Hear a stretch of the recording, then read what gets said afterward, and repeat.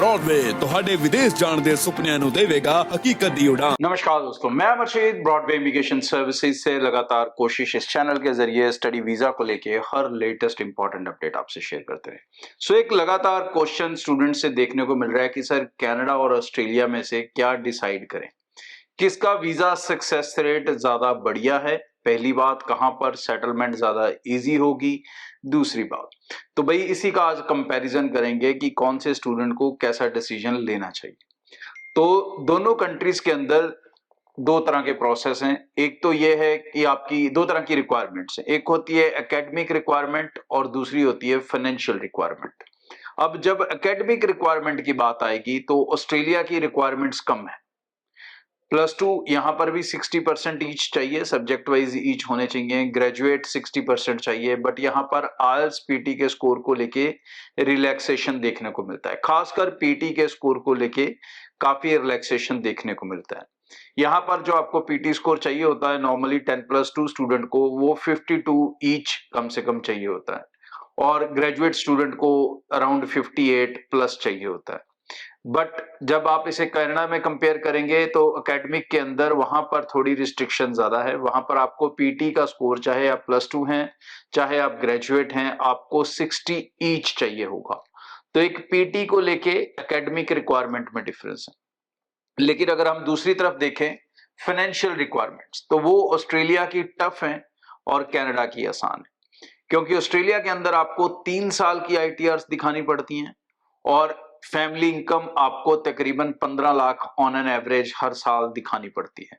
Although आप इसमें 30% तक किसी ना किसी रिलेटिव की स्कॉलरशिप स्पॉन्सरशिप ले सकते हैं, लेकिन फिर भी आपको 15 लाख रीच करना पड़ता है।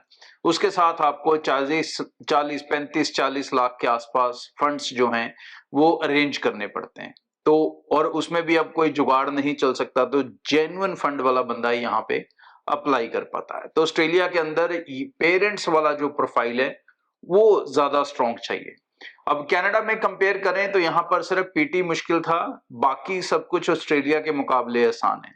यहां पर सिर्फ एक लेटेस्ट ईयर की आईटीआर चाहिए होती है, ऑस्ट्रेलिया में चाहिए 3 साल, तो 1 साल की तो कोई भी फाइल कर सकता है।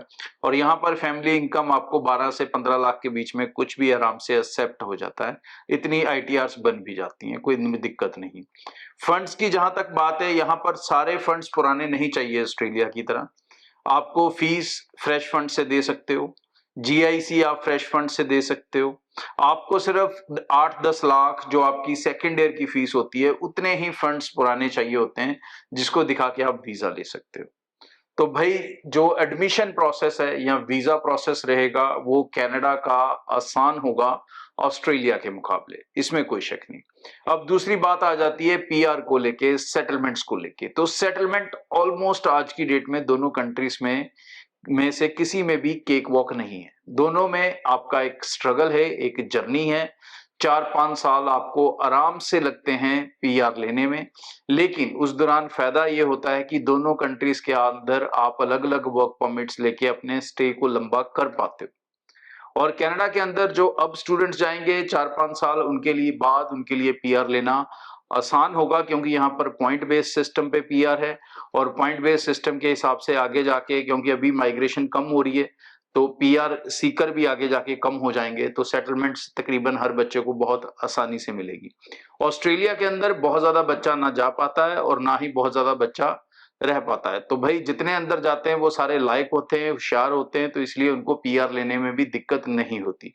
ऑस्ट्रेलिया के अंदर एडमिशन प्रोसेस जो है वो लंबा है कनाडा के मुकाबले। ऑस्ट्रेलिया में अगर आप एडमिशन शुरू करते हो तो नॉर्मली 3 से 4 महीने तक लग जाते हैं आपकी फाइल को रिजल्ट आने में पहुंचते पहुंचते, जिसमें से 1 से 2 महीने आपके जीएस या जीटी क्लियर होने में लग जाते हैं। कनाडा के अंदर कंपैरेटिवली ये प्रोसेस फास्ट रहता है और आप 1.5 से 2 महीने के अंदर अपना रिजल्ट कनाडा में हासिल कर लेते हो। डिसीजन अब आपको करना है। अगर आपका फाइनेंशियल बैकग्राउंड स्ट्रांग है तो ऑस्ट्रेलिया आप फर्स्ट प्रेफरेंस लिस्ट में रख सकते हैं। अगर फाइनेंशियल बैकग्राउंड स्ट्रांग नहीं है तो आपको कनाडा को ही फर्स्ट चॉइस रखना होगा। वीजा सक्सेस रेट दोनों कंट्रीज में आने वाले इनटेक में नॉर्मली मैं बात करूं तो 50 से 60% तक रहेगा या इससे ज्यादा ही रहेगा। आगे भी इस चैनल के जरिए रेगुलर अपडेट आपसे शेयर करता रहूंगा। आज के लिए इतना। सब्सक्राइब करके रखें। नमस्कार। ब्रॉडवे ਤੁਹਾਡੇ ਵਿਦੇਸ਼ ਜਾਣ ਦੇ ਸੁਪਨਿਆਂ ਨੂੰ ਦੇਵੇਗਾ ਹਕੀਕਤ ਦੀ ਉਡਾਨ।